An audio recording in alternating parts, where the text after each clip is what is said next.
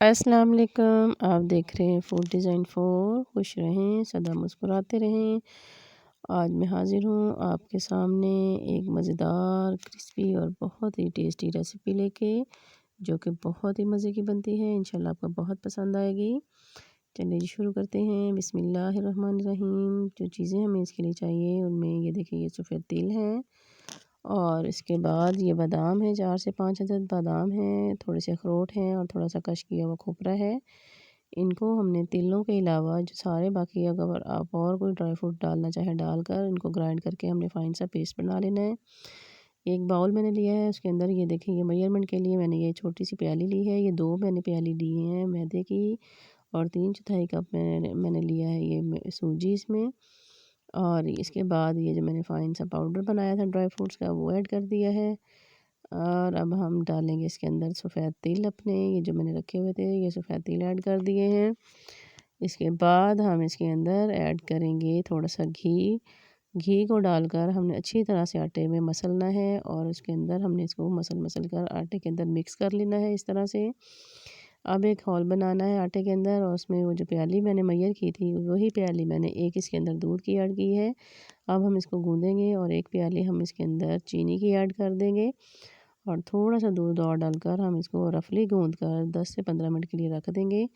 ये देखिए, रफली मैंने गूँद लिया है। अब इसको मैंने 10 से 15 मिनट तक गूँदा है और ये देखिए कितना ज़बरदस्त और कितनी बेहतरीन सी इसकी ये देखिए ये डो तैयार हो चुकी है। ये देखें, अब ये मैं आपको चेक करवाती हूँ। इसको देखिए, इतनी सॉफ्ट होनी चाहिए, इससे ज़्यादा सॉफ्ट ना हो। अब हमने एक ये पेपर के ऊपर हम इसको डस्ट करेंगे, ये देखिए इस तरह से। और इसके बाद इसके ऊपर मैंने अपनी बड़ी सी फाइन सी ये रोटी बना लेनी है इस तरह से, जो ज़्यादा ना पतली हो ना मोटी हो। आप बेलने की मदद से, अगर हाथ की मदद से प्रेस करके डालना चाहें तो आप उसके साथ भी कर सकती हैं। और इस तरह का कोई सांचा आप ले लें अगर है, या कोई ढकना वगैरह कोई भी किसी किस्म की चीज़ हो। ये मेरे पास ये छोटी कटोरी थी, ये मैंने इसके साथ मैंने ये देखें इस तरह से बड़ी ज़बरदस्त सी ये इनकी टिक्कियाँ इस तरह से बना ली हैं। ये टिक्कियाँ मीठी इतनी मज़े की बनती हैं, आप यकीन करें आप इसको बार बार बनाकर खाना चाहेंगे इंशाल्लाह।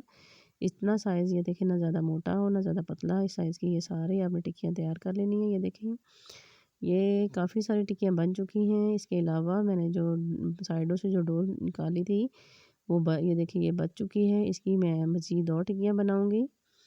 अब एक हमने पैन में ऑयल गरम करना है और इसके अंदर हमने ये देखिए ये टिक्कियाँ मैंने ऐड कर दी हैं और फ्लेम हमारी बिल्कुल स्लो होनी चाहिए। अगर फ्लेम हाई होगी तो हमारी जो टिक्कियाँ हैं वो जल भी सकती हैं, क्योंकि ये बहुत कम फ्लेम पे ये फ्राई हो जाती हैं।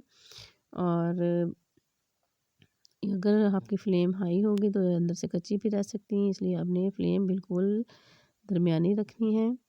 ये एक-एक करके हम इनकी साइडें चेंज करते जाएँगे। ये देखिए बहुत ज़बरदस्त, बहुत ही खूबसूरत सा इनका लुक आता जा रहा है। और ये देखिए जी, हमारे तकरीबन अब ये पकने वाली हैं। इनको हमने साइडें हमने चेक करते जाना है और इनको चेंज करते जाना है अच्छी तरह से। हाँ जी, ये देखिए अब तकरीबन हमारी ये टिक्कियाँ बनकर तैयार हो चुकी हैं। अब हम इनको निकाल लेंगे किसी प्लेट में और इसके बाद ये मैं इसका जो सेकंड बैच है, अब वो भी मैंने तैयार किया है, अब हम वो ऐड कर देंगे। ये देखिए, ये सेकंड बैच मैंने डाल दिया है। इसी तरह हमने इनको फ्राई करके प्लेट में निकालना है इस तरह से। ये मैंने सारी टिक्कियाँ मैंने निकाल ली हैं प्लेट में। ये देखिए कितना खूबसूरत, कितना फ़ाइन और कितना ब्यूटीफुल इनका लुक आया हुआ है। और ये इसको तोड़ कर देखिए, ये देखिए जैसे बिल्कुल एक बिस्किट स्टाइल में हो, इसी तरह की ये मीठी टिक्कियाँ बनी हैं, जो कि खाने में बहुत क्रिस्पी थी। इंशाल्लाह आपको बहुत पसंद आएंगी। अगर आपको मेरी ये रेसिपी पसंद आई है तो आप मेरे चैनल को लाइक करें, सब्सक्राइब करें और शेयर करें। और मुझे कमेंट बॉक्स में ज़रूर बताइएगा कि आपको ये मेरी रेसिपी कैसी लगी है। इंशाल्लाह इसी और रेसिपी के साथ हम दोबारा मिलेंगे इंशाल्लाह।